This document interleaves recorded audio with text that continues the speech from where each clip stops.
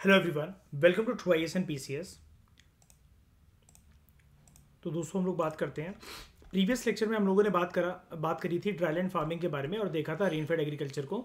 एक important fact ये था जिसको मैं दोबारा बताना चाहूँगा। ये इंपॉर्टेंट है, आप लोगों को लर्न हो जाना चाहिए अभी तक के टिप्स पे। इंडिया में हमने ये पढ़ा था कि 143 million hectares of land zone area है।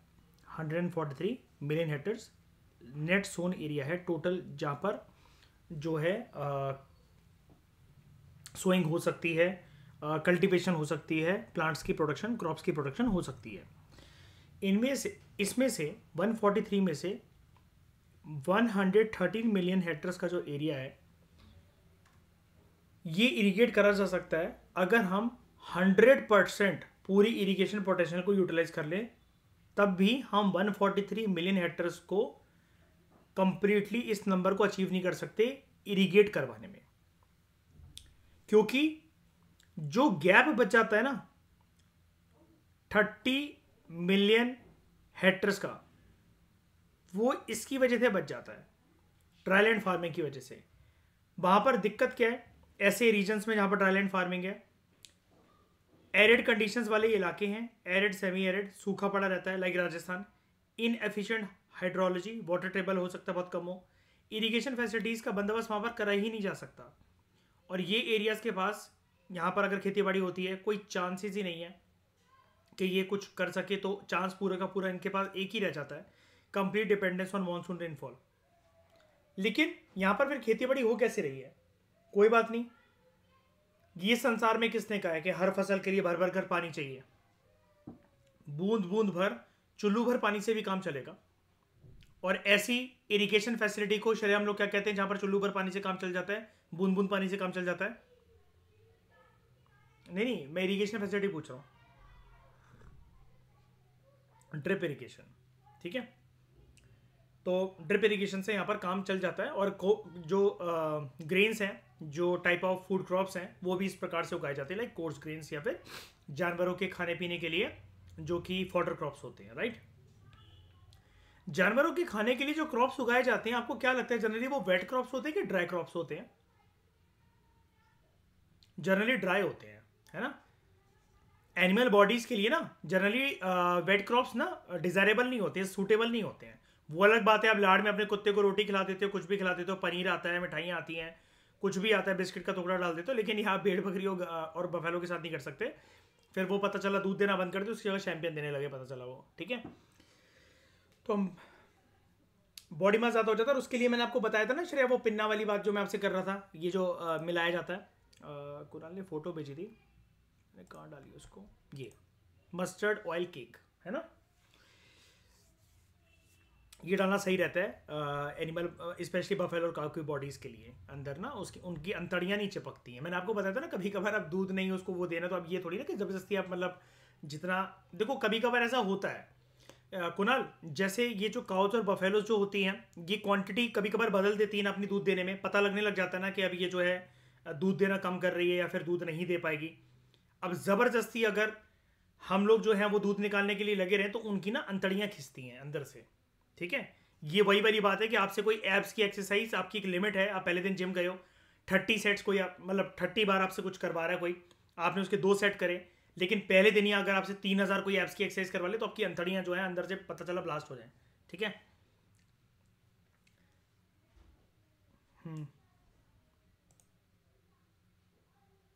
हाँ, क्योंकि वो उसको नीड, जो काल्फ होता है उसको नीड होती है ना। तो ऑर्गेनिक फार्मिंग,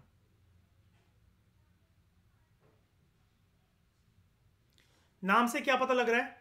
ऑर्गेनिक फार्मिंग क्या करा जाता है? ऑर्गेनिक, ये तो आप सब कुछ जानते हो, तो आज का जमाना है, ये तो आज का ट्रेंड है।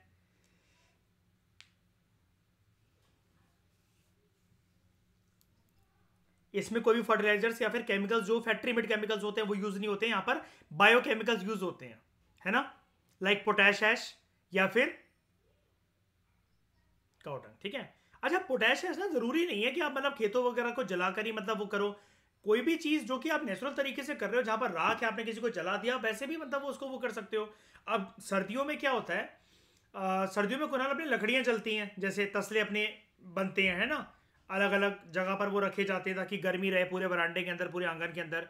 तो सुबह सुबह उस राख को ऐसी बगीचे के अंदर ही तो फेंक देते हैं अपन लोग, उसको कोई अलग से ठिकाने लगाने थोड़ी ना जाते हैं। वो भी तो एक पोटैश ऐश है, नहीं हुई श्रेया? लकड़ी की जलती हुई आग जो है या कुछ भी है तो उसमें से ऐश निकल रही है, कुछ तो पोटैश होगा। हालांकि मैं मानता हूं कि कार्बन कंटेंट है, लेकिन ऐसी कौन सी चीज है संसार में जो कि जल रही है जिसके अंदर कार्बन कंटेंट नहीं है? कार्बन कंटेंट तो एक बहुत माइक्रो लेवल पर जाकर डिस्कस करने वाली बात होगी ना फिर तो। वो हमारी बॉडी के अंदर भी कार्बन है ऐसा, तो उसी से तो एज पता लगा जाती है डेड बॉडीज की कि कोई भी चीज कितनी पुरानी है कि नहीं? आप इस जमाने के हो इसमें के या फिर इजिप्ट की मम्मी के जमाने के हो तो ये तो कार्बन कंटेंट से पता लगा जाएगा नहीं? खरा चीज है। ऑर्गेनिक फार्मिंग, तो ऑर्गेनिक फार्मिंग सिस्टम जो है इंडिया के अंदर ये नया नहीं है, ये एंशियंट टाइम से फॉलो हो रहा है और एक्चुअली यही फॉलो हो रहा है। केमिकल्स तो बाद में आए। केमिकल्स की नीड हमें क्यों पड़ी शाइनी? हमें क्यों फर्टिलाइजर्स, पेस्टिसाइड, वीडिसाइड्स, चलो बाकी कीटनाशक को हटा दो, हमें श्रेया ये बताओ ये केमिकल्स की जरूरत, फैक्ट्री मेड केमिकल्स की जरूरत क्यों पड़ी? क्यों करना है? हाँ, आबादी बढ़ी है इस वजह से। जब तक आबादी ठीक थी, अनुकूल थी, इंसानों के गुजारा करने के लिए, खेती बाड़ी करने के लिए पर्याप्त मात्रा के अंदर जब हो जाता था, तब organic farming was the best suitable method. लेकिन ये फिर फैक्ट्री के अंदर बनने वाले, फर्म्स के अंदर बनने वाले ये केमिकल्स क्यों इन्वेंट होना शुरू हो गए? बिकॉज एक रूल होता है संसार का, संसार का एक रूल होता है, necessity is the mother of invention. Shreya, is the invention of mother, नहीं मदर ऑफ इन्वेंशन। ठीक है, ऑर्गेनिक फार्मिंग का ऑर्गेनिक फार्मिंग की जो शुरुआत होती है वो इसी प्रकार से होती है। तो it aims to cultivate land and raise a crop in a way कि जो मिट्टी है वो अच्छी हेल्थ गुड कंडीशन में रहे एंड अपने सारे न्यूट्रिएंट जो है वो लूज ना कर जाए। जैसे क्या होता है, बहुत बार ना मयूर, आप ये चीज जानते होगे, श्रेया आप भी जानते होगे, सब लोगों को पता होगा, शहर में जो जो लोग रहते हैं और पौधे लगवाते हैं अपने घरों में, जब माली आता है वो 2 पैकेट लेकर आता है। एक खाद का ब्राउन कलर का पैकेट होता है, एक व्हाइट कलर का अफीम जैसा, चरस जैसा एक पैकेट होता है पाउडर वाला, है ना। दोनों को मिलाकर जो है वो सॉइल को अपटर्न करता है, या फिर वो हमारी मम्मियां या फिर जो पापा या दादा दादी घर में जो भी होते हैं वो खरीद लेते हैं और वो खुद मिलाते रहते हैं टाइम टू टाइम। कई कबार ऐसा होता है श्रेया कि उसको डालने की वजह से भी न्यूट्रिशन वैल्यू नहीं बढ़ रही होती है सॉइल की, वो प्लांट मुरझा रहा होता है जबकि उसका सीजन होता है, हम लोग कितनी भी मेहनत कर लें, मुशक्कत कर लें। तो इस टाइम पर मेरी मम्मी एक ऑर्गेनिक चीज यूज करती है। वो क्या करती है, मैंने आपको पहले भी बता रखा है पीएमएफआई इसके लेक्चर में, और आप लोगों ने भी बोला था कि हम लोगों ने भी ऐसा करा हुआ है। चाय की पत्ती जो है वो डाल दो पौधों के अंदर, है ना, हमने बात करी थी इसके बारे में। चाय की पत्ती डालने से क्या होता है, शाइनी, वो टोटके के लिए नहीं डाला जाता, वो एक्चुअली उसके अंदर ऑर्गेनिक कंटेंट होता है ना। कोई ब्लैक मैजिक नहीं है, कोई टी मैजिक नहीं है वो। तो उससे मजाक मजाक कर रहा हूँ, बुरा मत मान जाना, ठीक है। ये जो चाय की पत्ती जो हम जो डालते हैं, इससे क्या होता है कि न्यूट्रिशन कंटेंट मिलता है, ठीक है। जैसे श्रेया, मान लो कि आपकी रूममेट चाय बनाती हो, मम्मी चाय बनाती हो, अभी आजकल आप घर पर रहो चाय बनती होगी, तो थोड़ी सी कुछ पत्ती ना किसी भी पौधे के अंदर डलवा कर देखना, सिर्फ 2 से 3 दिन के अंदर उसकी असर देखना, एक बिफोर पिक एक आफ्टर पिक क्लिक करके देखना, वो पत्तियां घनी हो जाएंगी, ग्रीनिश हो जाएंगी और न्यूट्रिशन कंटेंट उनका बहुत ज्यादा बढ़ जाएगा। सर्दी में हो सकता है कि आपको फिर भी 10 से 15 दिन का इंतजार करना पड़ जाए, लेकिन जब गर्मियों में, बरसात के दिनों से पहले या उसके बाद मौसम जब बहुत अनुकूल होता है प्लांट की ग्रोथ के लिए, क्योंकि सर्दियों में सब प्लांट जकड़े जकड़े रहते हैं, उनके ऊपर ओस पड़ती है, इतने ज्यादा अच्छे से फल फूल नहीं पाते हैं वो, और आजकल वैसे भी स्मोक और ये पॉल्यूशन की वजह से इस ये वाली जो सर्दियां थोड़ी सी प्लांट की ग्रोथ के लिए अच्छी नहीं है आजकल, जैसे कि अखबारों में आ रहा है, हर जगह पर आ रहा है। लेकिन जनरली जो इनका अनुकूल मौसम होता है, जैसे गर्मियां हो गई, बरसात के दिन हो गए, ठीक है, या फिर कुल मिलाकर जब होली का टाइम आता है, जब प्लांट जो हैं, जो पत्तियां रिफर्बिश होना शुरू होती हैं, ठीक है, पतझड़ के मौसम के बाद या फिर जब स्प्रिंग सीजन के बाद, उसके बाद, तो आप ये देखना ये वाला कभी प्रोसीजर अपनाकर कि इसके बाद एक नेचुरल तौर पर प्लांट और पत्तियां अपनी ग्रोथ जो है वो पकड़ लेते हैं। अब this is nothing, this is a kind of घर के अंदर अपनाने वाला एक हथकंडा in the form of organic farming. Okay, तो ऑर्गेनिक फार्मिंग भारत के लिए कोई नई चीज नहीं है, ये बड़े ही जो प्राचीन भारत का इतिहास जो हमारा रहा है, एंशिएंट टाइम जो रहा है, तब से ये प्रक्रिया लेकर अभी तक चली आ रही है। इसके अंदर हमारा मकसद क्या होता है, हम लोग लैंड को इस प्रकार से कल्टीवेट करते हैं और एक नया क्रॉप रेज करते हैं इस तरीके से कि जो मिट्टी है वो अपने सारे के सारे न्यूट्रिएंट्स जो हैं वो लूज ना करे और अच्छी कंडीशन में रहे। क्या फर्टिलाइजर से सारे के सारे, मार्क माय वर्ड्स, मैं ये पूछ रहा हूं, सारे के सारे न्यूट्रिएंट्स जो है वो खो सकते हैं क्या फर्टिलाइजर से? सोच समझ के आंसर दो, हाँ या ना, और अगर हाँ तो क्यों, क्यों करा हाँ, ना तो क्यों बोल रहे हो ना, जल्दी बताओ। पढ़ा चुका हूं ये वाली चीज में। वेरी गुड, लीचिंग हो सकती है, फर्टिलाइजर लीचिंग हो सकती है। क्या करा जाता है, ये वाला डायग्राम आप चाहो तो बना लो, आपके लिए काफी हैंडी रहेगा। मैं बहुत दिनों से सोच रहा था क्लास में इसको बनवाने का और मैं बार बार भूल जा रहा हूं। इसको ना आप यहां से देखो, ये है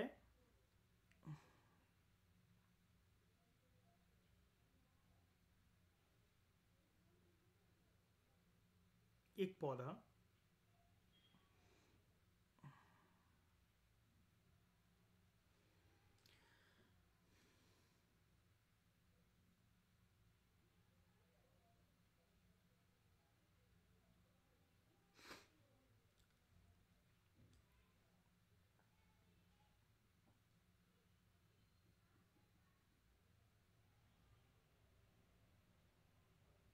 ये सॉइल,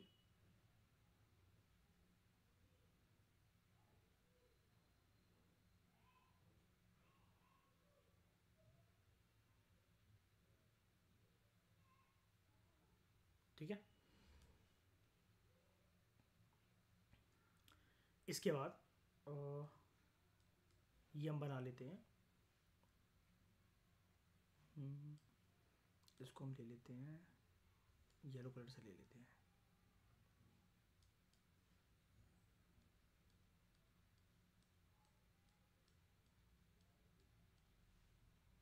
ये मैंने करा क्या है, क्या बनाई है मैंने, अभी बताता हूँ। इसका सिंबल है, यानी कि इसका मतलब है, तो येलो कलर मैंने लिया है।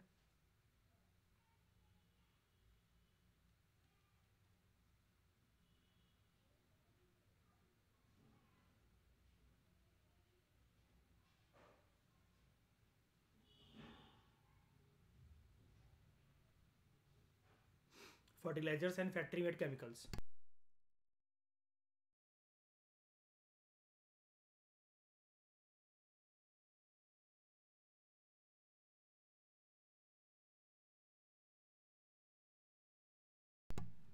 यहाँ पर हम बनाएंगे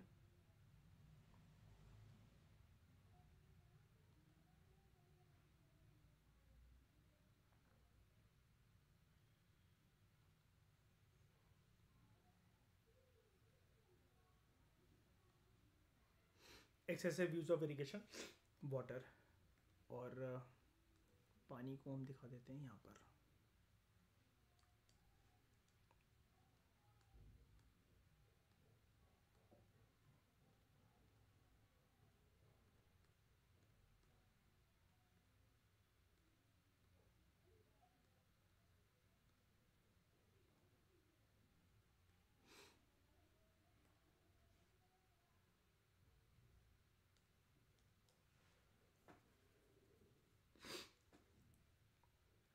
अब क्या होता है,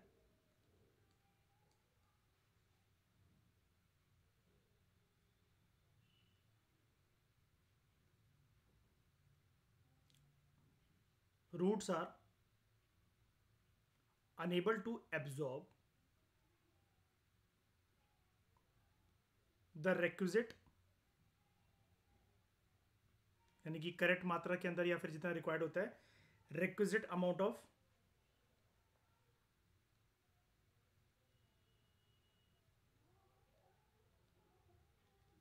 न्यूट्रिएंट्स, ब्रैकेट में लिखना, supplied through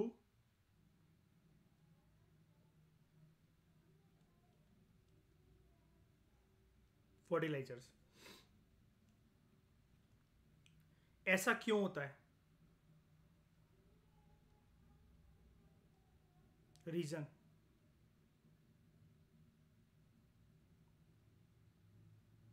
lack of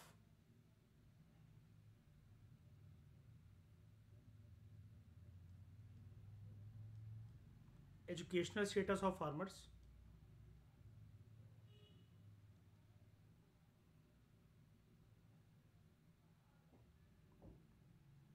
as a result of which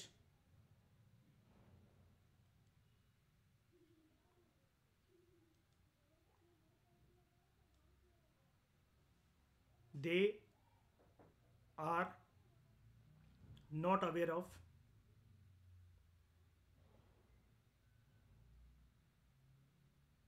correct quantity, ध्यान से सुनना है ये वाली line, correct quantity and combination of, correct quantity and combination of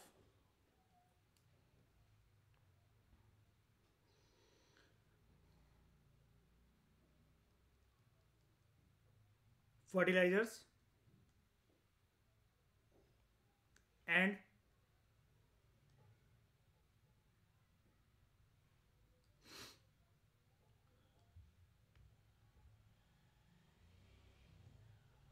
water. पता होता नहीं है कितना डालना है, पानी पे पानी, फर्टिलाइजर पे fertiliser.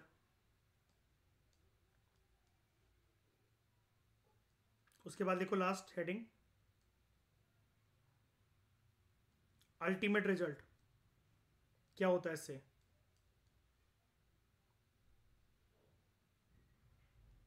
Such unawareness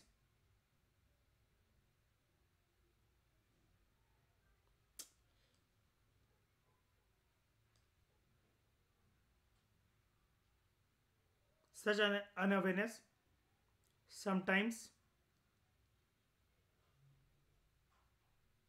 may lead to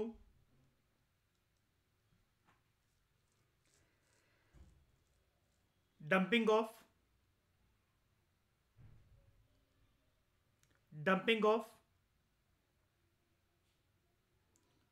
more and more fertilizers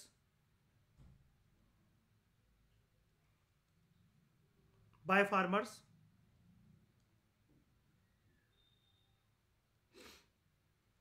नीचे वाले इन 2 पॉइंट्स को मिटा रहा हूं अब मैं, जरा जगह नहीं है।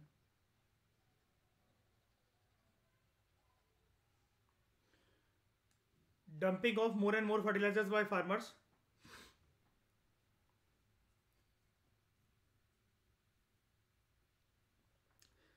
such unawareness sometimes may lead to dumping of more and more fertilizers by farmers। इतना लिखा,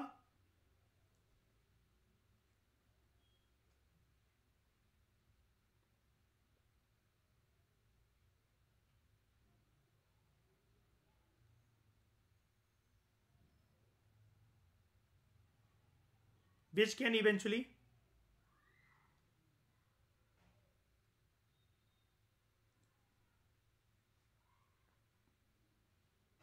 result into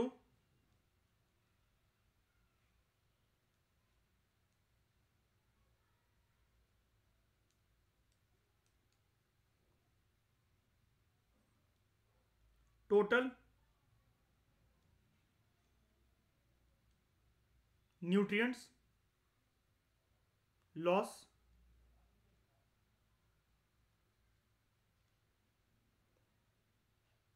from soil, which can eventually result into total nutrients loss from soil।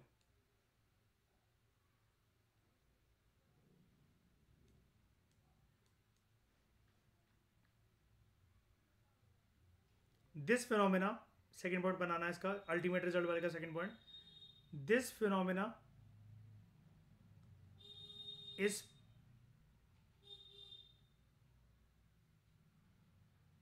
known as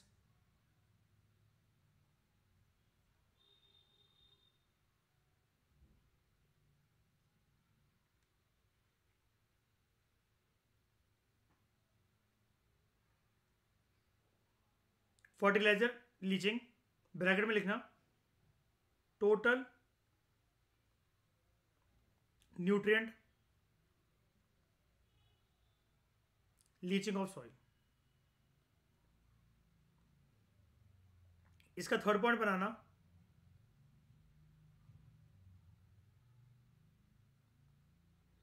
this can have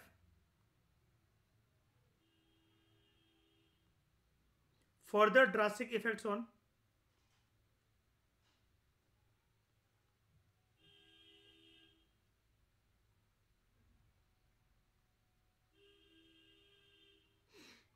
underground water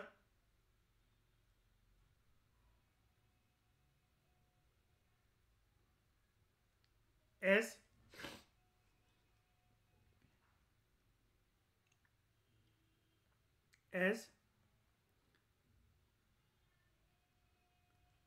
least quantity of fertilizers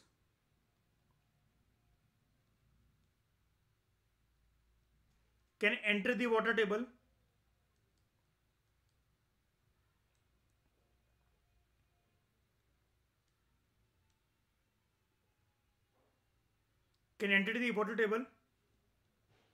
through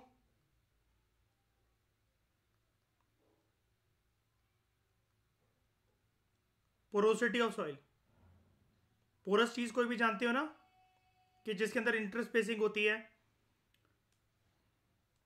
due to porosity of soil. जो soil है उसके वो porous होती है. और इसकी explanation लिख देना ताकि आपको याद रहे. दैट इज इंटरस्पेसिंग ऑफ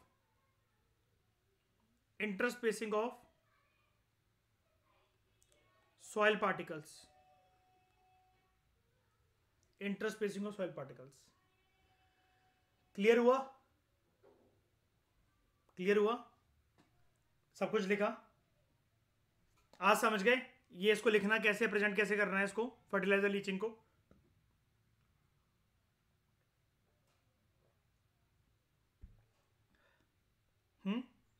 ठीक है, आगे बढ़ते हैं. ये डायग्राम बना लिया श्रेया सब लोगों ने? अपने हिसाब से मोल्ड कर लेना, मतलब आप समझ गए होगे मैं क्या समझा रहा हूँ. ये मैंने फर्टिलाइजर बनाए थे, ये पानी बनाया है, मतलब भर भर के डाले जा रहे हैं. अब समझ में फार्मर्स को श्रेय आ नहीं रहा शैनी कि पानी के अंदर फर्टिलाइजर कितना मिक्स हो रहा है, क्या वो प्लांट को मिल भी रहा है कि नहीं मिल रहा है. एक रिक्वेस्टेड अमाउंट ऑफ वाटर डालकर फर्टिलाइजर को उसमें डालकर मिक्स कर मिल जाता, पानी मिल जाता. लेकिन वो मतलब डंप पे डंप फर्टिलाइजर्स की बोरी पे बोरी पट के चले जा रहे हैं और अल्टीमेटली उनका कुछ हो ही नहीं पा रहा. ठीक है, तो ये एक बहुत बड़ी मतलब ये दिक्कत है. ठीक है, एंड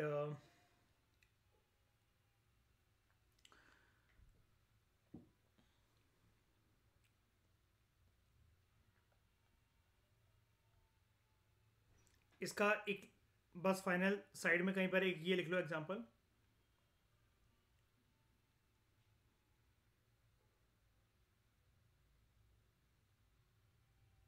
दिस वॉज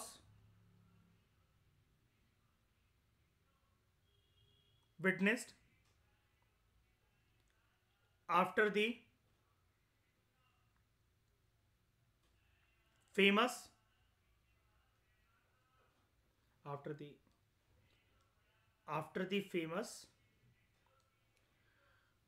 अब देखना मैं इसको एक नया नाम दे रहा हूं आज आपके सामने. After the famous agricultural technology mission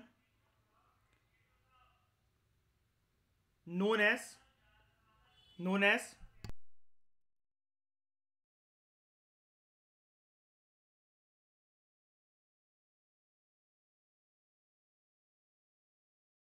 green revolution.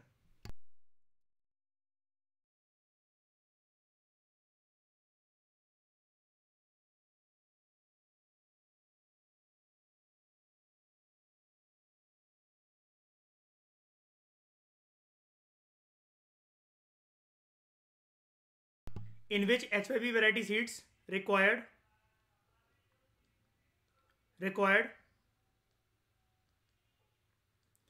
intermixing of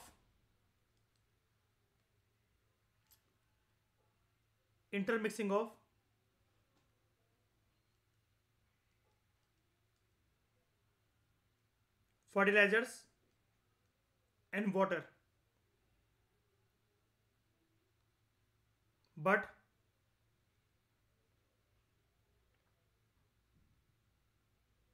farmers lacked correct knowledge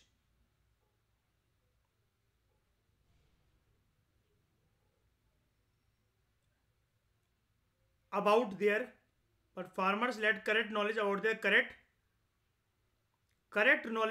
farmers lacked correct knowledge about their correct combination. कितना फर्टिलाइजर, कितना पानी, और फिर आप बाकी की समस्या तो जानते हो, लीचिंग विचिंग हुआ, और जिन जिन राज्यों में ग्रीन रेवोल्यूशन सक्सेसफुल था, तो श्रेय वाटर टेबल का क्या हाल हुआ वहां पर मयूर? डाउन चला गया, पूरा डाउन हो गया, बहुत ज़्यादा डिप्रिशिएट करके वो।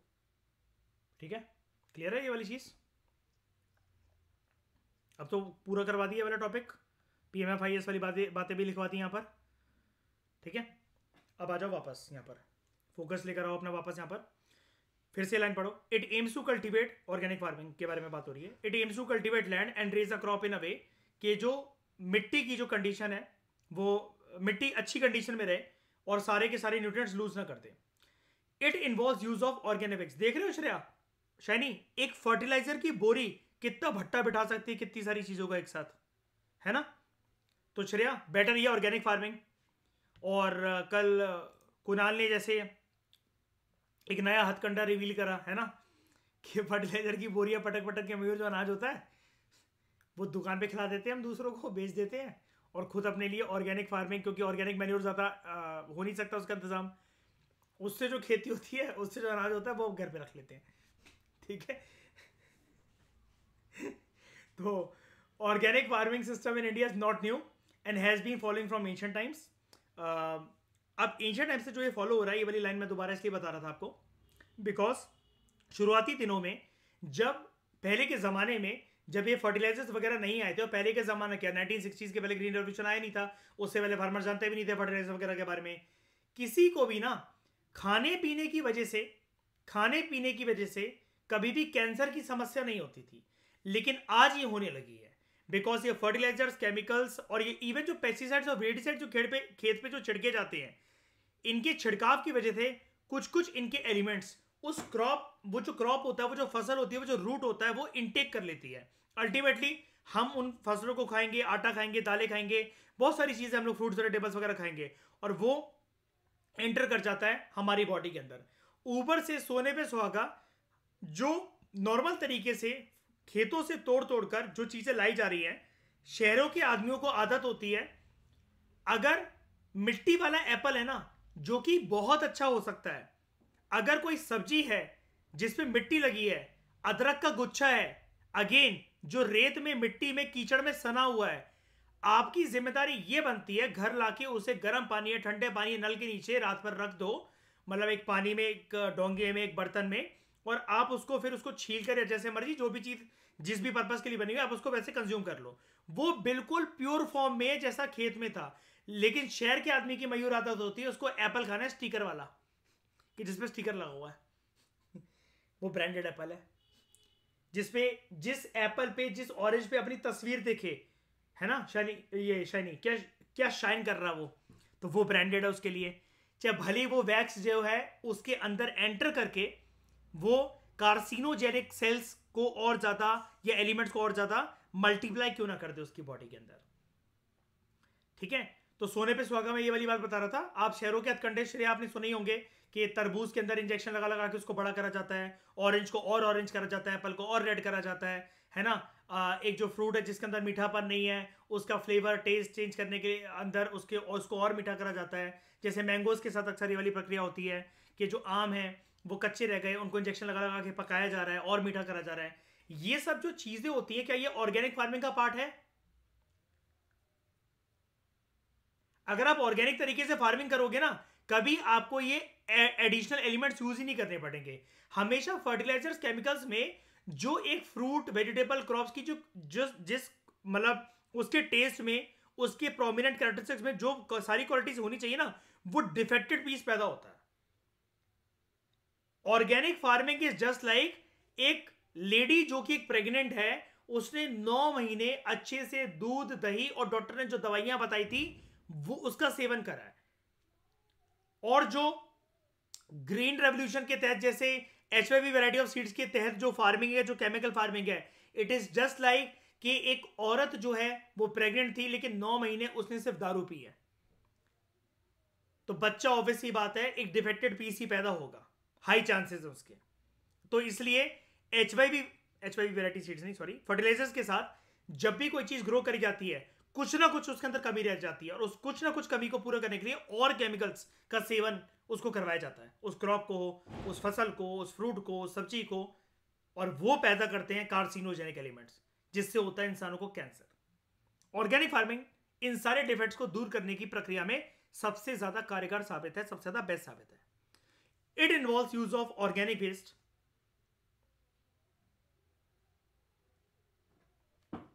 लाइक क्रॉप रेसिड्यू, मतलब आप क्रॉप मत देखो, यहां पर लिख दो क्रॉप रेसिड्यू। क्या हम खाद कुणाल इससे भी बना सकते हैं?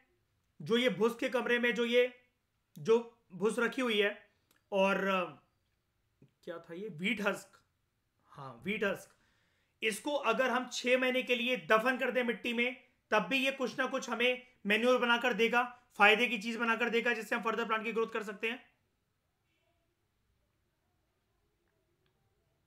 जब सब्जियों से मयूर ये वाला काम हो सकता है, सब्जियों के छिलकों से, तो वीट हस से क्यों नहीं हो सकता? राइट, बिल्कुल हो सकता है। Crop residue, animal and farm waste like cow dung, cow buffalo urine, ये सारी चीजें, and aquatic waste.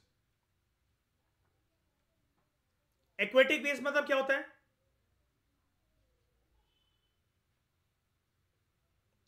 Aquatic waste इन्होंने यहां पर प्रॉपर नहीं लिख रखा। मान लो आप किसी तालाब के अंदर मछलियों को रेस कर रहे थे, या फिर आप पिसी कल्चर के अंदर इन्वॉल्व थे, उनका भी जो वेस्ट होता है या वो सब चीजें जो है, आप उससे भी, वो भी एक ऑर्गेनिक वेस्ट की कैटेगरी के अंदर ही आता है। ये सब चीजें जो होती हैं ऑर्गेनिक वेस्ट, इंसानों के डायरेक्ट कंज्यूम के लिए, कंजम्पशन के लिए ठीक नहीं होती हैं, लेकिन अगर मिट्टी में डालकर इससे खाद बनाई जाए, उसके ऊपर अगर क्रॉप्स उगाए जाए, फिर ये घुमाकर जो इंसानों के पेट में जो क्रॉप्स की फॉर्म, इंसानों के पेट में जो अनाज जाएगा क्रॉप्स की फॉर्म में, वो बेस्ट होगा।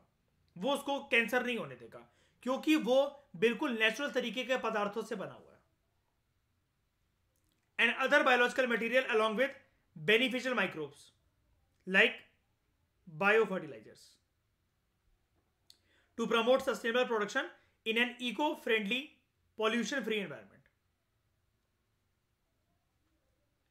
तो ऑर्गेनिक फार्मिंग के अंदर क्या होता है, ऑर्गेनिक वेस्ट इन्वॉल्व होते हैं, और दूसरे biological material along with beneficial microbes, like जैसे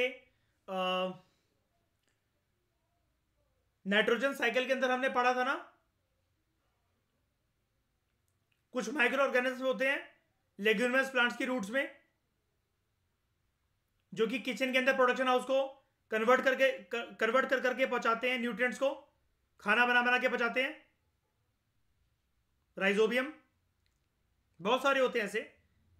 फार्मर का फ्रेंड मान लो, मिट्टी को वो भी उपजाऊ बनाता है, कौन होता है? वो भी तो मदद कर ही रहा है, कौन होता है? फार्मर का फ्रेंड किसको बोला जाता है? श्रेया, किसको बोला जाता है फार्मर का फ्रेंड? मोदी जी को? कौन? अर्थवॉर्म, ठीक है। श्रेया हमारी सोच रही है मोदी जी है?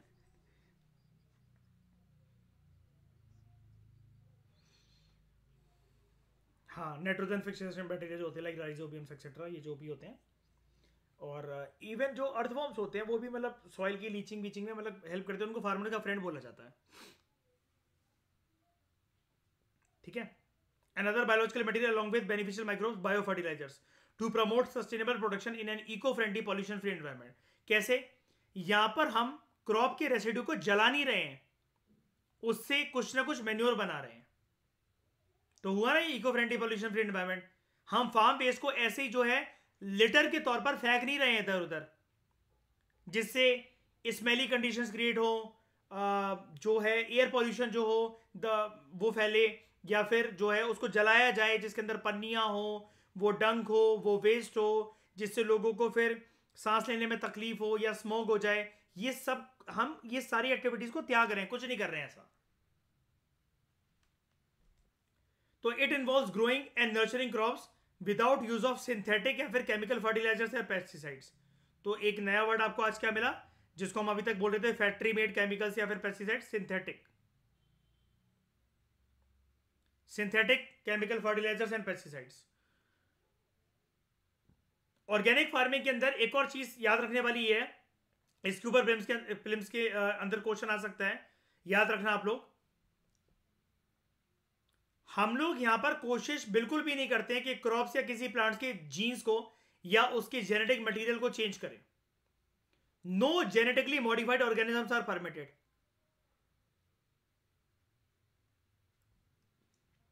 तो जीएम क्रॉप्स के अंतर्गत अगर मैं आपको आपको नाम दूं, बीटी ब्रिंजल, बीटी कॉटन, तो क्या ये जिस तरीके से उगाई जाती है, क्या मैं उसको ऑर्गेनिक फार्मिंग का पार्ट बोलूंगा?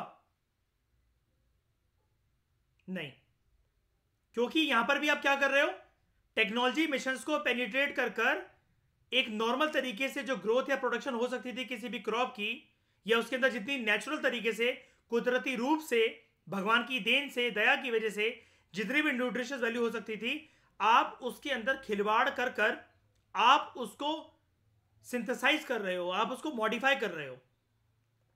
क्या ये इंसानों में भी होता है? क्या कहते हैं उस टेक्निक को? क्रिस्पर।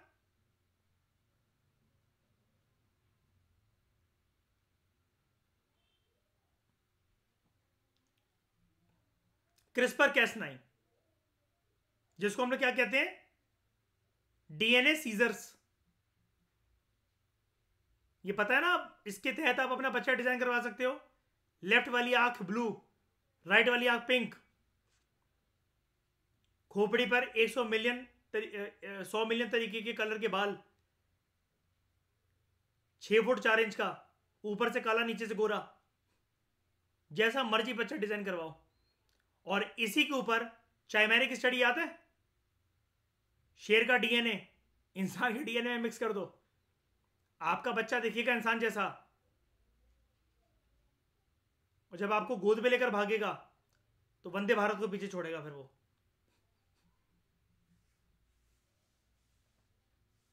और ये भी मयूर एक अच्छा तरीका है ना, इंस्टाग्राम पे रील बना बना के रहते बच्चों की डालो और पैसा कमाओ।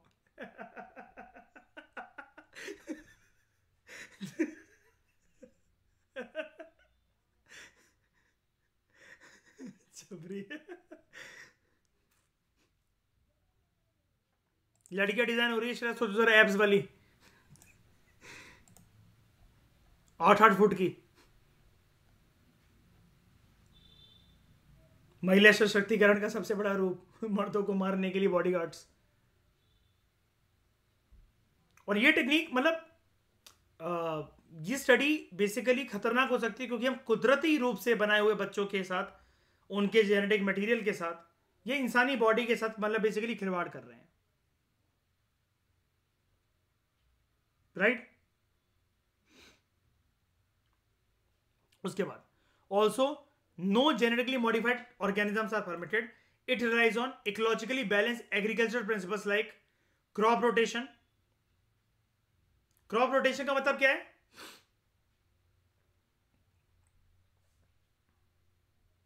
हाँ, एक क्रॉप के बाद दूसरा क्रॉप ग्रो करना, और ये साइकिल रोटेट होती रहती है, राइट। जैसे क्रॉप रोटेशन पता है किसका अपोजिट हुआ? शैनी, श्रेया बताओ मयूर, किसका अपोजिट हुआ ये?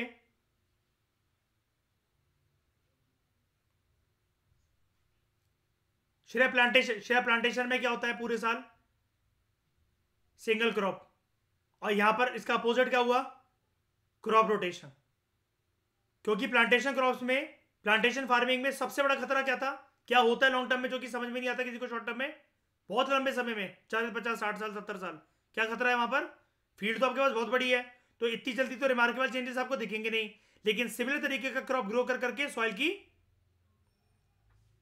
फर्टिलिटी लूज हो जाती है, इरिगेशन मतलब कुल मिलाकर फिर वो सॉइल उतना उपजाऊ नहीं रहेगा, फिर उसके लिए वो नौटंकी करने के लिए फिर वो फर्टिलाइजर और वो सब डाले जाएंगे। कब तक चलेगा लेकिन ये सिलसिला, बताओ।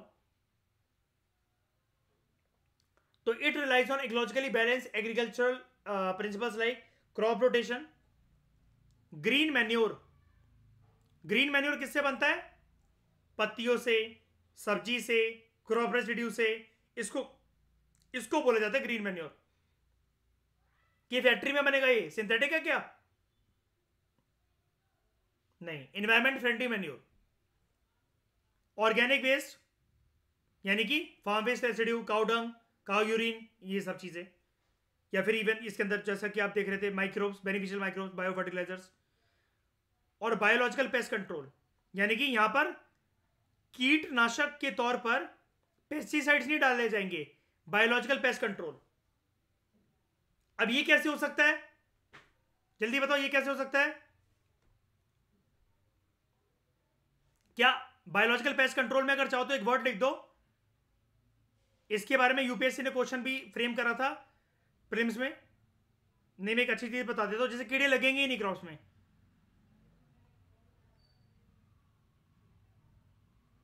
नीम कोटेड यूरिया, सुना है इसका नाम? ये नी सॉरी, ये नी लिख दिया मैंने। नीम, नीम, नीम का जो पत्ता होता है ना कड़वा वाला, वो नीम कोटेड यूरिया। यूरिया बनाने के प्रोसेस में किसको यूज करा गया है? नीम को। और आपको पता है ना, जैसे क्या होता है, दिवाली से पहले जब वो एक मौसम नहीं आता कि जो लाइट वाले कीड़े आना शुरू होते हैं, जिनको जीरा वाले कीड़े बोलते हैं, छोटे छोटे जो आना शुरू होते हैं, और बहुत सारे मतलब लाइट को देखकर कीड़े वीड़े चले आते हैं दिवाली से जस्ट पहले 2 महीने पहले जो ये चल रहा था पूरा का पूरा, हर साल होता है ऐसा। तो उस टाइम पर कई लोग क्या करते हैं शाइनी, बहुत सारी जगह में सेंट्रल इंडिया में या फिर दिल्ली के आसपास, वो ना अपनी दुकानों में ट्यूबलाइट के आसपास ना नीम के पत्ते लगा लेते हैं, टहनी लगा लेते हैं, उससे वो कीड़े नहीं आते। जैसे मतलब मान लो कि आपके वरांडे में मयूर एक लाइट लगी हुई है, अब घर की लाइट आप जला नहीं पा रहे, मम्मी पापा गुस्सा कर रहे हैं कि यार ये जो है कीड़े वगैरह अंदर आ जाएंगे, ये आ जाएंगे, तो आपने बाहर की लाइट जला दी। अगर आप ये भी नहीं चाहते हो ना कि आपके वरांडे के अंदर ये सारे के सारे सुबह कीड़े मरे पड़े हो, आप नीम की टहनियां और पत्तियां लगाते हो वहां पर, उससे नहीं आएंगे। इवन जैसे कुणाल जानते होगे कि बगीचे में शाम को मच्छर वगैरह ना आए, या फिर जो गाय भैंस जहां पर बंधी होती हैं, जो इनका दलान होता है, जो इनका जो जगह होती है बांधने की, वहां पर मच्छर वगैरह कीड़े मकोड़े ना आए, तो एक तसले में बड़े सारे नीम के पत्ते को रखकर, या फिर किसी भी चीज को जला दो, आजकल छुरा ये भी आता है, नीम का ऑयल भी आता है, आप उसको जला दो कैस्टर ऑयल के साथ, धुआं कर दो बस नीम का, मतलब काइंड ऑफ नीम के पत्ते नेचुरल या फिर आर्टिफिशियल तरीके से, आर्टिफिशियल इन द सेंस वो होगा नीम ही, एक मॉडिफाइड फॉर्म में बाजार में किसी और फॉर्म में आता है, उसको जला दो तो उससे सारे मच्छर चले जाते हैं, सारे मच्छर। ये टेक्निक ना कई लोग यूज करते हैं। जैसे मेरे पापा के एक फ्रेंड है, तो दिल्ली में एक जगह है छतरपुर, वहां पर फार्म हाउसेस होते हैं, तो एक दो बार हम उनके यहाँ गए, तो उन्होंने जनरली मतलब जो लॉन, मतलब जब पंचरों वाला सीजन होता है तो उन्होंने उसी गार्डन के अंदर खाना पीना करवाया। तो सबका कंसर्न ये था कि यहाँ पर मच्छर काटेंगे बहुत ज़्यादा सबको, तो उन्होंने कहा नहीं काटेंगे। शाम को पूरा मैंने जो है यहाँ से जो नीम का है वो नीम के एक लिक्विड का छिड़काव करवाया है।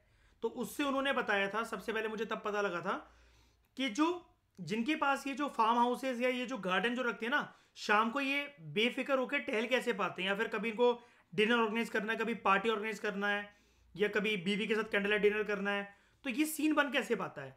ये सीन बन पाता है शाम को 5-6 बजे जब मच्छरों का टाइम होता है ना, या कभी भी, तो घास पे, पूरी की पूरी घास पे उस नीम के, या फिर अब तो बहुत सारी दवाइयां आती हैं वैसे, लेकिन आप अपनी घास और मिट्टी को खराब नहीं करना चाहते, तो नीम का एक लिक्विड होता है, उसका छिड़काव करवा लो, फिर मच्छर बिल्कुल ही नहीं आते। सुबह तक 12 घंटे 15 घंटे उसका असर रहता है। तो it uses natural fertilisers and pesticides and avoids the use of various petrochemical fertilisers and pesticides. ठीक है, यहां पर नेचुरल फर्टिलाइजर्स का यूज होता है, पेस्टिसाइड, नेचुरल फर्टिलाइजर्स का, नेचुरल पेस्टिसाइड का यूज होता है, जैसे कि अभी आपको मैंने बताया। And it avoids the use of various petrochemical fertilisers and pesticides, यानी कि जिसको हम लोग क्या कह रहे हैं, फैक्ट्री में बने हुए सिंथेटिक केमिकल्स या सिंथेटिक केमिकल्स, फर्टिलाइजर्स या पेस्टिसाइड्स।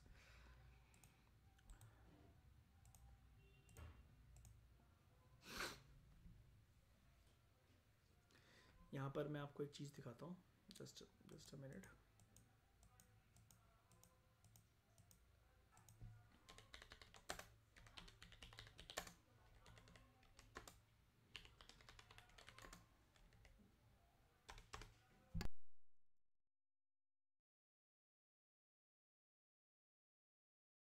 ये वाला क्वेश्चन दोस्तों यूपीएससी ने पूछा था साल 2016 में, ये रहा, ठीक है।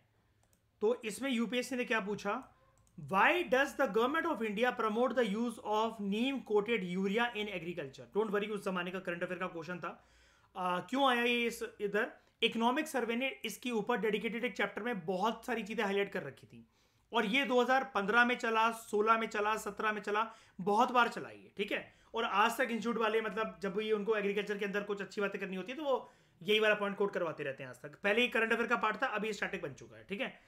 तो why does the government of India promote the use of Neem coated urea in agriculture.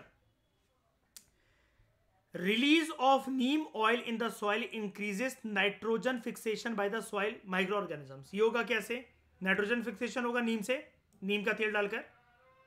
Neem coating slows down the rate of dissolution of urea in the soil. जो यूरिया जो घुल जाता है ना, तो नीम कोटिंग करने की वजह से उसका उसका जो ग्रोथ होगी वो कम हो जाएगी, यानी कि लीचिंग नहीं होगी काइंड ऑफ उसकी यूरिया की, ठीक है। उसके बाद nitrous oxide which is the green house gas is not at all release into atmosphere by crop fields. अगर आप नीम कोटेड यूरिया का यूज करते हो, it is a combination of weedicide and a fertiliser of particular crops. हम क्यों कर रहे हैं ये वाला काम,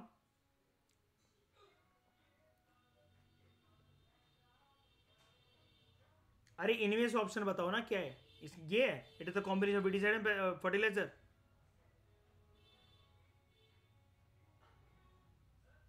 ट्राई मारो।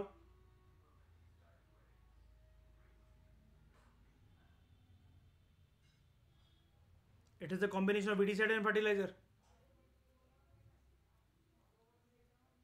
आप इसको कह रहे हो, मयूर 4 कह रहा है, बाकी आप लोग अबे ट्राई कर लो, कौन सा रियल यूपीएससी के पेपर चल रहा है सालो।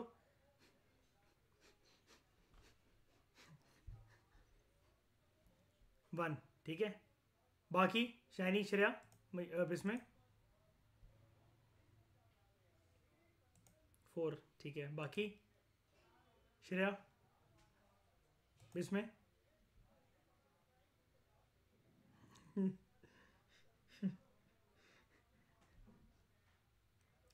श्रेया, मैं कब कह रहा हूं कि गलत तुमने जवाब दिया तो मैं किडनी निकाल लूंगा मैं। 4। और श्रेया जो तुम गलत हुए तो पूरा पंजाब जला देना है मैंने।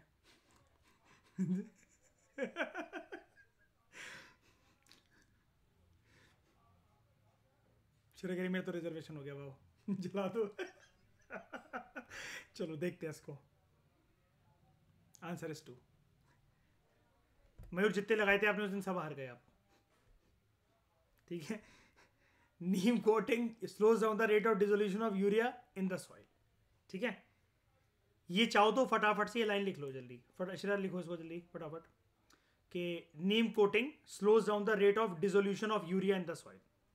मतलब अभी जो लीचिंग का मैं पूरा का पूरा आपको ज्ञान जो दे रहा था ना, वो यही इसी वजह से तो हो रहा था ना कि फर्टिलाइजर और वाटर का कॉम्बिनेशन किसान जानते नहीं है शाइनी। तो वो क्या करेंगे कि नीम कोटिंग जो आया था, ये ना स्टडी हुई थी इसके ऊपर स्टडी कंडक्ट हुई थी। इसमें यह देखा गया था कि अगर यूरिया में नीम कोटिंग कर दी जाए तो जो डिसॉल्व होकर जो वो यूरिया है जो कि वो मिक्स हो जा रहा है पानी के अंदर, और फिर वो घुलकर सॉइल की पोरोसिटी की वजह से नीचे चला जा रहा है, प्लांट्स की रूट को प्रॉपर तरीके से मिल नहीं पा रहा, उसका जो डिसोल्यूशन का जो रेट होगा वो स्लो डाउन हो जाएगा। प्लांट अब ये स्लो डाउन हो जाएगा तो प्लांट को कम से कम मिल तो जाएगा उतना न्यूट्रिशन जितने टाइम तक वो फ्लोट कर रहा है ऊपर, राइट।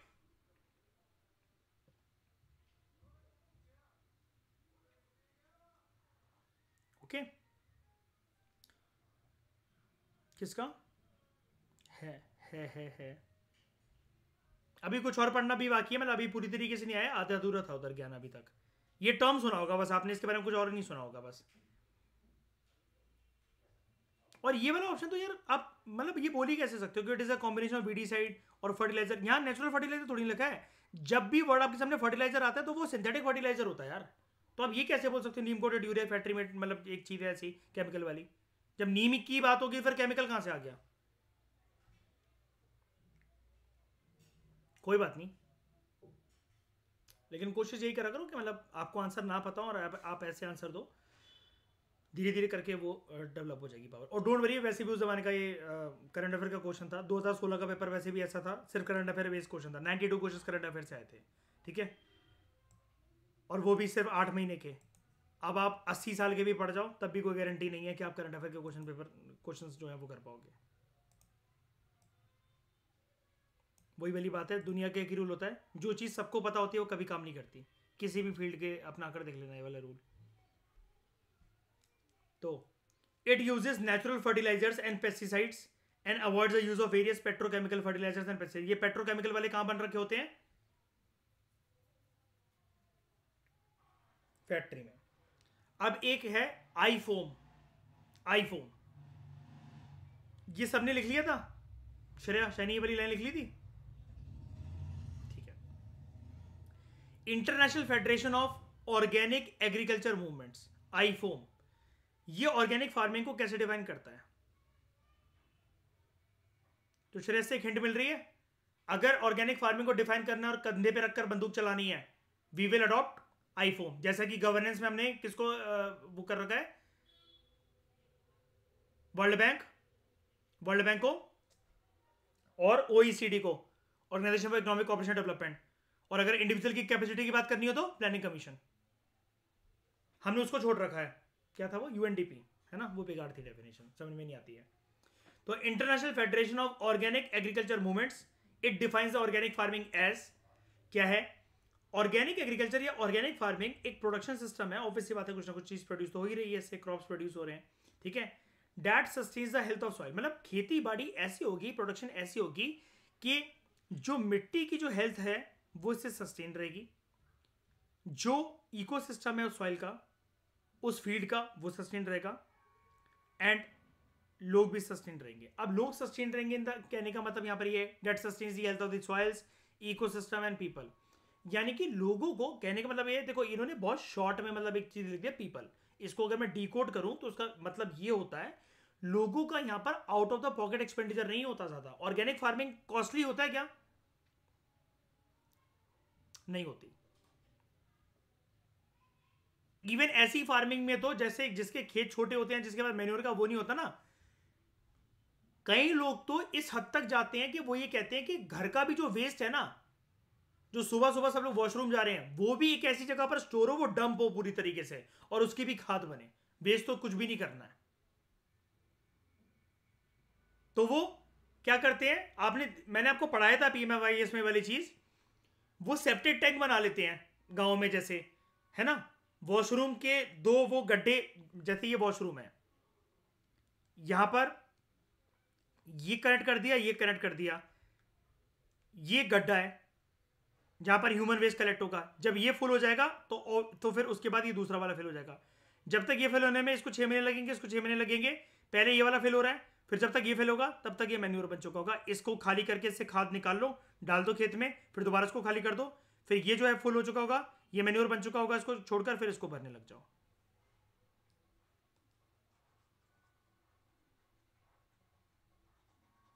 और यही है ऑर्गेनिक फार्मिंग। तो organic agriculture is a production system that sustains the health of the soils, ecosystem and people. It relies on ecological processes, biodiversity and cycles adapted to local conditions rather than the use of inputs with adverse effects. ऐसे input हमें use नहीं करने जिसके long time के अंदर adverse effects हों. Organic agriculture जो है it combines tradition, innovation and science to benefit the shared environment and promote fair relationships and a good quality of life for all involve. ऐसी 2 लाइनें भी आप यूज कर लोगे तो काफी है. लास्ट लाइन बेसिकली कह रही है कि ऑर्गेनिक एग्रीकल्चर ये कंबाइन करता है ट्रेडिशनल इनपुट्स को, ट्रेडिशनल चीज़ों को. वो क्या है? मैन्योर, काउडंग, यूरिया, यूरिन, ये सब चीज़ें. इनोवेशन ऐसे कि अब ये सब चीज़ें थोड़ा सा मॉडर्न साइंटिफिक आउटलुक के साथ अडॉप्ट करी जा सकती हैं.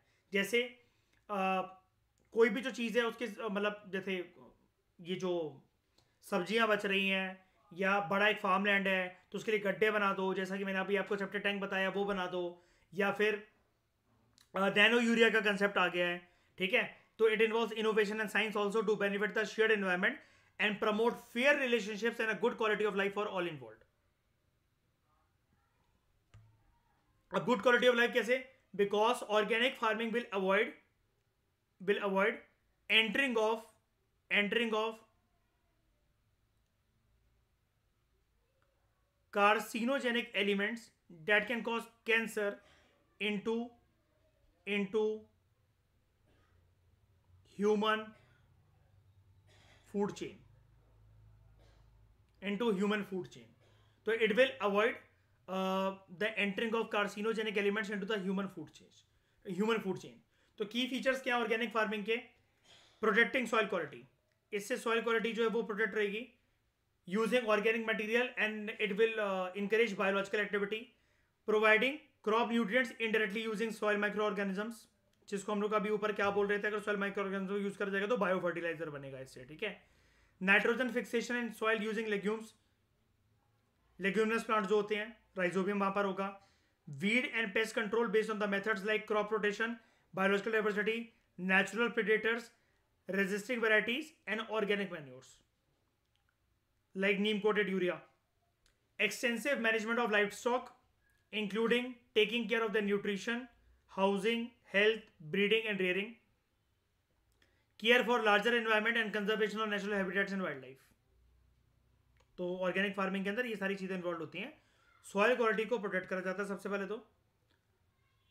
क्रॉप को न्यूट्रिएंट दिया जाता है इनडायरेक्ट तरीके से यूजिंग सॉइल माइक्रो ऑर्गेनिजम्स, या फिर वही नेचुरल मैन्योर वगैरह यूज करके, या फिर कोई भी जो चीज़ बच गई है, सब्जियां, पत्तियां, उनको दफन करके कुछ टाइम के लिए, फिर उसके बाद उसकी जो खाद बनी है वो बिछा दी, उससे न्यूट्रिशन मिल रहा है. चाय की पत्ती का भी मैंने जैसे एग्जाम्पल आपको यूज़ करा था, वो बताया था. ठीक है. नाइट्रोजन फिक्सेशन जो है ये होती है यहाँ पर सॉइल में यूजिंग लेग्यूम्स.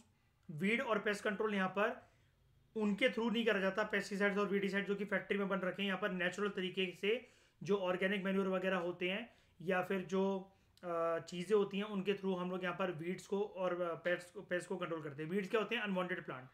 तो वीड्स वो कैसे आते हैं? जब एक ही तरीके के क्रॉप जैसे जो ग्रो करे जाते हैं ना, तो एक सॉइल के अंदर फिर वो अनवांटेड प्लांट्स आ जाते हैं.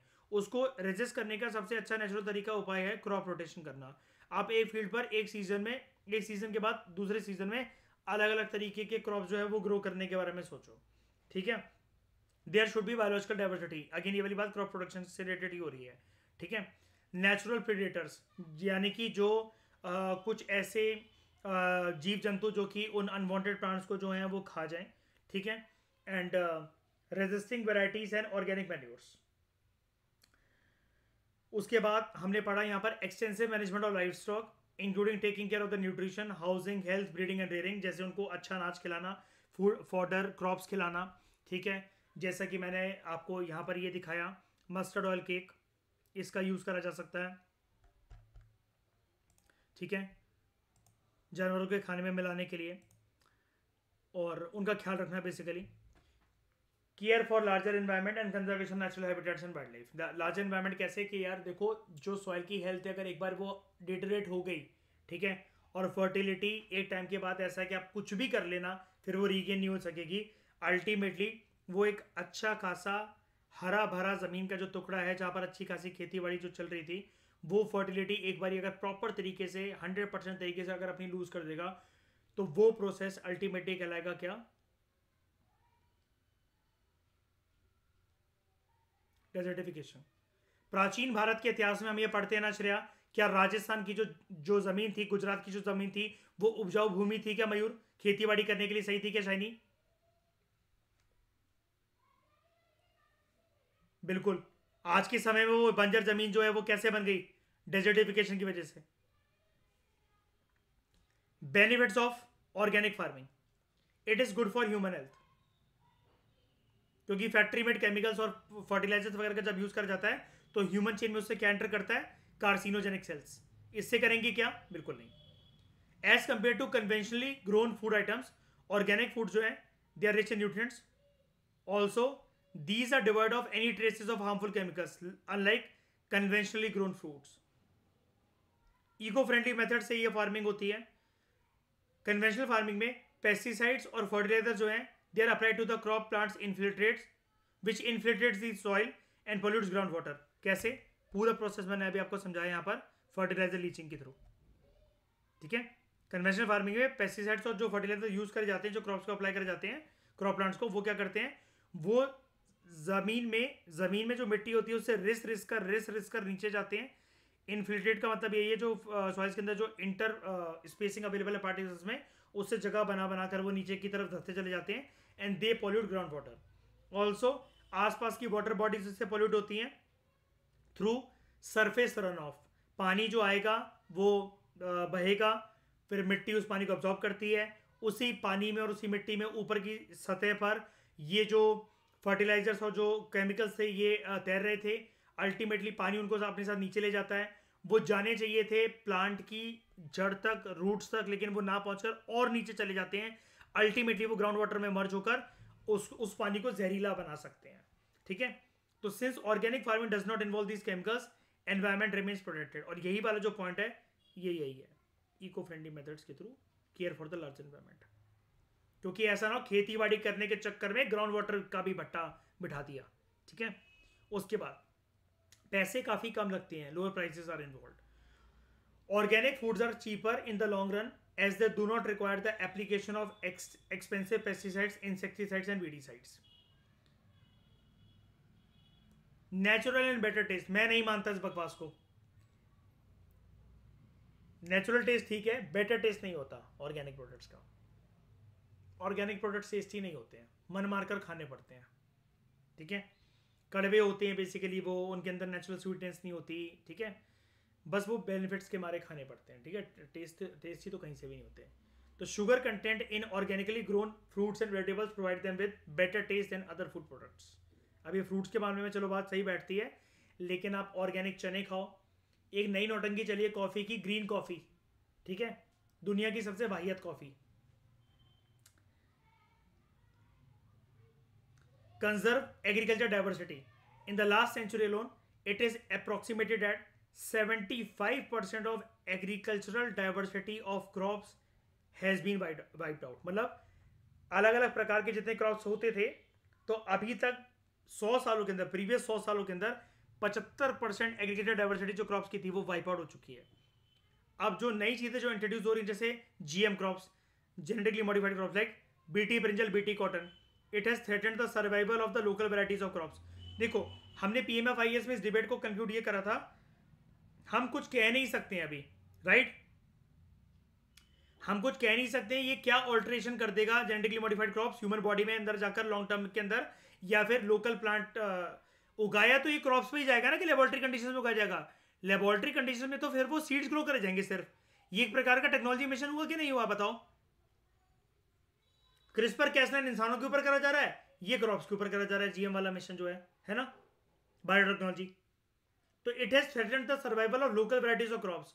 ऑर्गेनिक फार्मिंग जो है वो एग्रीकल्चर डाइवर्सिटी को कंजर्व करने में मदद करता है, और हमें इसी को अडॉप्ट करना चाहिए। राइटर का ये कहना है, बिकॉज एग्रीकल्चर डाइवर्सिटी फिर इन जीएम क्रॉप्स वगैरह की वजह से आने वाले टाइम के अंदर, सालों के अंदर और ज़्यादा जो है वो खत्म हो सकती है, और ये कम हो सकती है एग्रीकल्चर डाइवर्सिटी।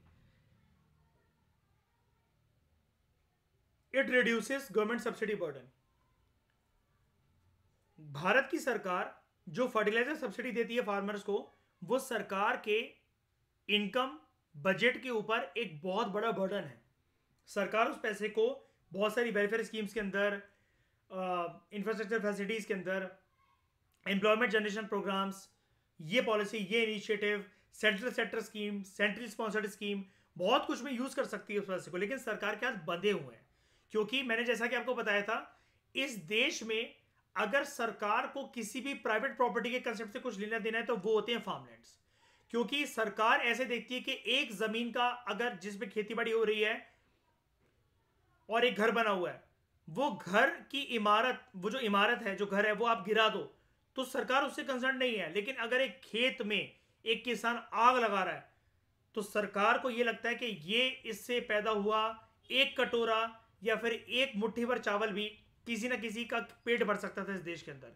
और considering the huge number of people, जो इतनी ज्यादा पॉपुलेशन जो ग्रोथ है हमारे देश में, तो हमें बफर स्टॉक जितना मेंटेन हो सके, जितना एफसीआई प्रोक्योर कर सके, food corporation of India procure करता है, आपको मैंने बताया था इकोनॉमिक्स के अंदर, वो जितना प्रोक्योर कर सके वो इतना प्रोक्योर करे उन क्रॉप्स को।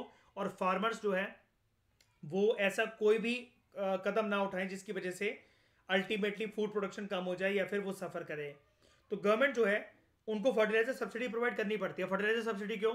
आज की खेती बाड़ी की, हिंदुस्तान की खेती बाड़ी की एक जो रियलिटी है वो ये है कि HYV variety of seeds use होते हैं। हर कोई फार्मर जो है वो कीटनाशक, बीडिसाइड्स, पेस्टिसाइड्स जो कि सिंथेटिक केमिकल्स हैं, फर्टिलाइजर्स हैं, उन्हीं को यूज करता रहता है और नॉलेज है नहीं उसे, तो वो भारी भरकम मात्रा के अंदर बोरिया पे बोरिया पटकता रहता है खेतों के अंदर कि फसल अच्छी हो जाए, सॉइल को न्यूट्रिशन मिल जाए। तो government of India provides fertiliser subsidy to farmers to ensure food security as well as availability of crops at reasonable prices to the larger population. तो low use of chemical fertilisers due to higher adoption of organic farming, ये subsidy burden सरकार का कम कर सकती है। तो सरकार को इस तरफ ध्यान देना चाहिए। सरकार ये भी तो कर सकती है कि जैसे ऑर्गेनिक मैन्योर वगैरह बनने में जैसे टाइम लगता है, जो भी लगता है, तो उसको पहले से स्टोर करवा के रखे, फार्मर्स के अंदर ये जागरूकता लेकर आए कि देखो तुम इतना पैसा जो है इतने में लगा, इतने क्रॉप्स वगैरह, चलो क्रॉप्स तो तुम्हें खरीदने ही है, लेकिन ये जो तुम फर्टिलाइजर्स और पेस्टिसाइड्स खरीदने में लगा देते हो, तो वो तुम जो है जागरूकता अपने अंदर लेकर आओ कि कुछ अमाउंट का मैन्योर और वो तो तुम इकट्ठा कर ही सकोगे एटलीस्ट इसे, ठीक है। और कौन सा तुम्हें फर्टिलाइजर्स या जो पेस्टिसाइड्स है वो कंप्लीट तरीके से फ्री में दिया जा रहा है, वो सब्सिडाइज रेट पे तुम्हें दिया जा रहा है, यानी कि कुछ पैसा सरकार शेयर करेगी उस बर्डन को और बाकी तो लेकिन तुम्हें अपनी जेब से देना पड़ेगा, ठीक है। Challenges related to organic farming in India. Organic food costly होता है, यस इट इज कॉस्टली, महंगा होता है ऑर्गेनिक फूड, ठीक है, than the traditionally grown food for the consumers, क्योंकि इसके अंदर मेहनत इन्वॉल्व होती है। Yields of organically grown crops they have been found lower than the conventionally grown crops. क्यों? वहां पर HYV वैरायटी जो सीड्स है वो एक टेक्नोलॉजिकल मिशन है, वो एक टेक्नोलॉजिकल मिशन का पेनिट्रेशन है एग्रीकल्चर के अंदर। तो वो तो आप एक क्रॉप डालोगे, हरी भरी फसल जो है वो बहुत सारी उगाएगी, लेकिन ऐसा ऑर्गेनिक फार्मिंग के अंदर पॉसिबल नहीं है। Farmers lack requisite skill in organic farming in India, जबकि चला यही आ रहा है सिलसिला बहुत टाइम से, लेकिन ग्रीन रेवोल्यूशन जब से आया था, HYV वैरायटी ऑफ सीड्स जब से आए थे, केमिकल फर्टिलाइजर्स, सिंथेटिक फर्टिलाइजर्स, ये सब चीजें जब से आई थी, इन्होंने फार्मर्स की, देश के किसानों की, जो जिसको एक जनरेशन 2 जनरेशन हो चुकी है, उसकी आदत को बिगाड़ कर रखती है। तो उनके अंदर जो पहली स्किल्स थी, एक जैसे प्रिमिटिव एग्रीकल्चर करने की, मैं सब्सिस्टेंस वर्ड यूज नहीं कर रहा हूँ, लेकिन प्रिमिटिव एग्रीकल्चर जो कि ऑर्गेनिक बेस्ड चीजों पर होता था, ऑर्गेनिक मैन्योर पर होता था, वो नॉलेज अब 2 जनरेशन जो फार्मर्स को हो चुके हैं सिंस 1960s टू 2023, अब वो नॉलेज उनकी जा चुकी है। There is a lack of availability of good quality organic manure, अच्छी क्वालिटी का ऑर्गेनिक मैन्योर जो है वो मिल सके, वो भी मुश्किल है। ऐसा पता है क्यों कहा जा रहा है? आप सब्जियां देख लो, आप डालोगे क्या उस ऑर्गेनिक मैन्योर में? सब्जियां वो केमिकल से बन रही हैं, फ्रूट्स के छिलके वो केमिकल से क्या कहते हैं बन रहे हैं, फ्रूट्स जो है वो जो पैदा करे जा रहे हैं।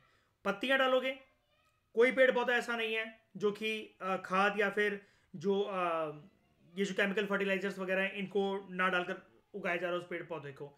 तो एक्चुअली जो भी हम पदार्थ जो यूज करेंगे, ठीक है, जो हम पदार्थ यूज करेंगे वो एक्चुअली जो चीजें हैं वो तो कहीं से ऑर्गेनिक है ही, तो ऑर्गेनिक मैन्योर कैसे बन सकता है?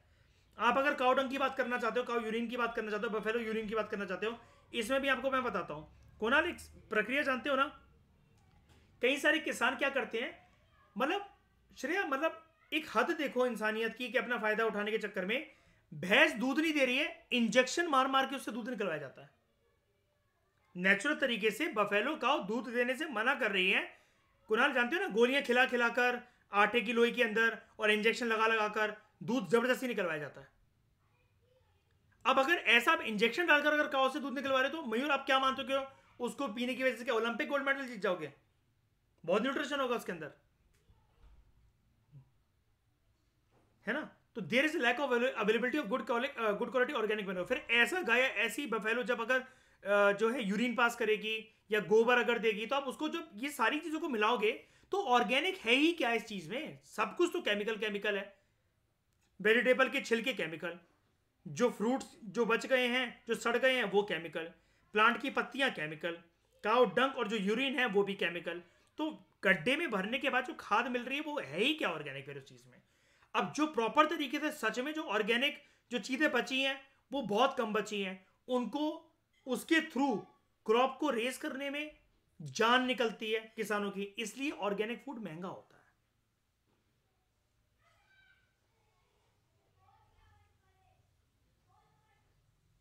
Limited market for organically grown crops. अब लिमिटेड मार्केट क्यों? एक तो सबसे बड़ी बात यह है कॉस्टली होने की वजह से श्रेया मार्केट डिमांड पर क्या असर पड़ेगा, हमने पढ़ा था इसका फैक्टर शुरू में इसी चैप्टर में, कम हो जाएगी। और ऊपर से सरकार की तरफ से एक क्या चीज नहीं मिलती, इसको प्रोत्साहन नहीं मिलता।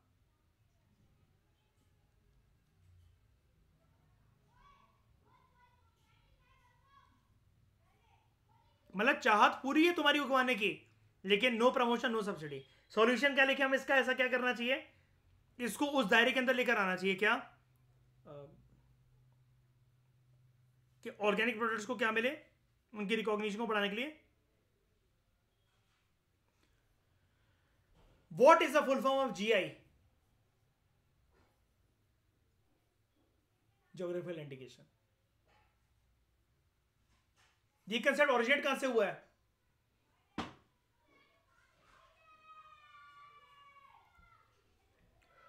कहां से ओरिजिनेट हुआ है कंसेप्ट,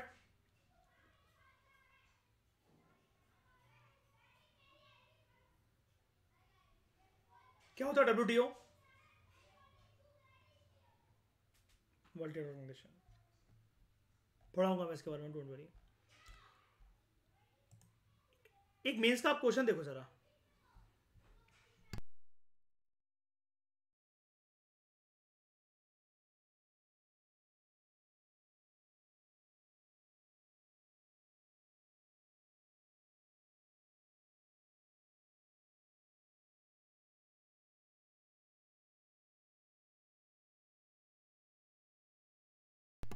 एक मिनट।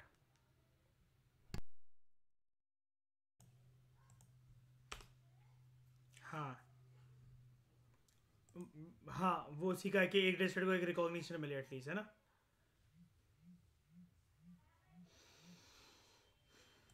जरा पहले इस एक क्वेश्चन देखो, 2018 का ये प्रीलिम्स का क्वेश्चन है, ठीक है, 2018 का। और 2018 का ये मेंस का क्वेश्चन है। प्रीवियस ईयर पेपर की एनालिसिस कितनी इंपॉर्टेंट हो जाती है, किसी भी जगह पर यूपीएससी कहीं से कुछ पिक करता है, उसको हो सकता है मेंस का कंटेंट उठाकर प्रीलिम्स के अंदर डाल दे, प्रीलिम्स का उठाकर मेंस के अंदर डाल दे, किसी और साल का उठाकर किसी और साल में एक स्टेटमेंट की फॉर्म में डाल दे। With reference to organic farming in India consider the following statements. National programme for organic production and pop is operated under the guidelines and directions of Union Ministry of Rural Development, ठीक है। Agricultural and Processed Food Products Export Development Authority (APIDA) functions as the secretariat for implementation of PENPOP.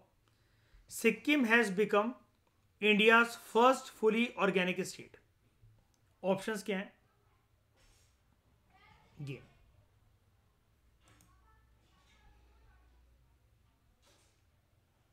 इसका correct answer है 2 and 3 only. ये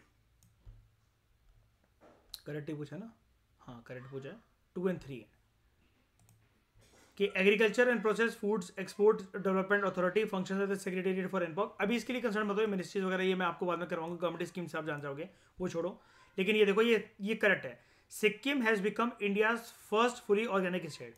अब पहले prelims होता है फिर मेंस होता है, 2018 के ही दोनों क्वेश्चन हैं ये, ठीक है। तो प्रीलिम्स के अंदर ये स्टेटमेंट आई, ठीक है। उसके बाद देख लिया, Sikkim has become India first fully organic state. अब मीन्स पर आओ, Sikkim is the first organic state in India. कह रहा है 3 महीने पहले आपको बताया गया था जिन जिन लॉन्डो ने फिल्म निकाला है, ठीक है। आगे की कहानी, what are the ecological and economic benefits of organic state. मतलब सिक्किम की तो यहाँ पर कोई कहानी है ही नहीं, उसने हिंट दे दी आपको। कह रहा है, याद है प्रीलिम्स के अंदर क्वेश्चन पूछा था हमने कि Sikkim is the first India first fully organic state. Same चीज लिख रहा है, Sikkim is the first organic state in India. 2018 का प्रीलिम्स का क्वेश्चन, 2018 का मेंस का क्वेश्चन, ठीक है। कह रहा है what are the ecological and economic benefits of organic state. कुछ नहीं करना है, बस आपको जो मैं सोर्स पढ़वा रहा हूँ ये चीज़, ऑर्गेनिक फार्मिंग को डिफाइन करो, उसके बाद इसके की फीचर्स चाहो तो 1-2 लिख सकते हो, उसकी वजह से नीड नहीं है।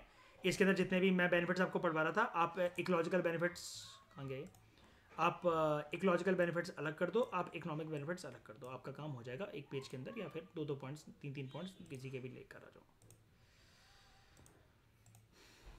ठीक है।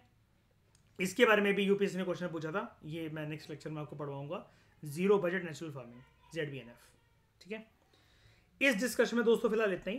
Thank you very much for discussion. मैं एक एक फार्मिंग टेक्निक को आपको बहुत डिटेल में पढ़वा रहा हूँ, क्वेश्चन इससे बनते हैं। मैंने इसकी इंपॉर्टेंस हाईलाइट करी थी, आपको 5 मिनट का ज्ञान पेला था मैंने इस टॉपिक को स्टार्ट करवाने से पहले, कि ये 13 पेज तक, यहाँ तक हमने 3 पेज से स्टार्ट करा था उसको, पेज नंबर 3 से 13 पेज नंबर तक ये जाता है। जितनी भी दुनिया भर की फार्मिंग टेक्निक्स होती हैं इंडिया के अंदर जो प्रैक्टिस करी जाती है, वर्ल्ड के अंदर प्रैक्टिस करी जाती है, सबसे आप फैमिलियर हो जाओगे और आपका कोई भी क्वेश्चन गलत नहीं होने वाला। And this is just a beginning. Book के अंदर बहुत सारे चैप्टर है, बहुत सारा कंटेंट है। पहले चैप्टर के अंदर आपको इतनी यूजफुल इन्फॉर्मेशन अगर आपको दी जा रही है, जिससे आप सामने आंखों के सामने देख पा रहे हो कि आपका फिल्म्स का क्वेश्चन इससे जो है उसमें स्टेटमेंट बन रही है, मेंस के अंदर बन रही हैं, और आपके पास वो कंटेंट भी अवेलेबल है कि अगर आप होते तो आप लिख सकते थे, तो इससे बेटर बात कुछ नहीं हो सकती। आपकी बस एक जिम्मेदारी रह जाती है, इसको कंठस्थ करना, टिप्स पर लेकर आना, आंखें बंद कर सारे पॉइंट्स को रिकॉल करना, बस। इस डिस्कशन में दोस्तों फिलहाल इतना ही। Thank you very much for discussion. Next lecture के अंदर हम लोग पढ़ेंगे ZBNF के बारे में, यानी कि zero budget natural farming. Zero budget, कोई क्या बजट सच में बिल्कुल जीरो होगा, कुछ पैसा खर्च नहीं होगा, ये सारी राज हम खोलेंगे नेक्स्ट लेक्चर में।